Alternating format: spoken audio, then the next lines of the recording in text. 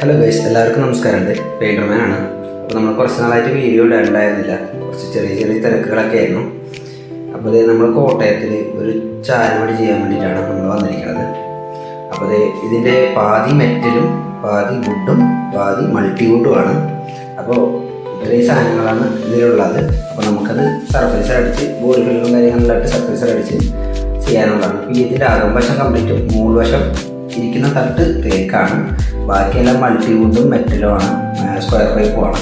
നമ്മൾ തേക്ക് പീസ് അടിച്ച് വരഞ്ഞ്, എനിക്കങ്ങനെ വരയാനൊന്നും അറിയില്ല. അത്യാവശ്യം ചെറിയ വേസ്റ്റിനൊക്കെ വരയ്ക്കുന്ന ആളാണ് ഞാൻ, അല്ലാതെ എനിക്ക് വരയ്ക്കുന്ന ഇന്നുവരെ അറിയില്ല. എന്തായാലും പക്ഷേ വേസ്റ്റിന് വരയ്ക്കുന്ന ആളല്ല, ആദ്യമായിട്ടാണ് ഞാൻ ഇത് വരയ്ക്കുന്നത് തന്നെ. അപ്പോൾ നമ്മൾ തേക്കിൻ്റെ കളറിൽ അടിച്ച് അത്യാവശ്യം വരഞ്ഞുകൊണ്ടിരിക്കുന്നുണ്ട്.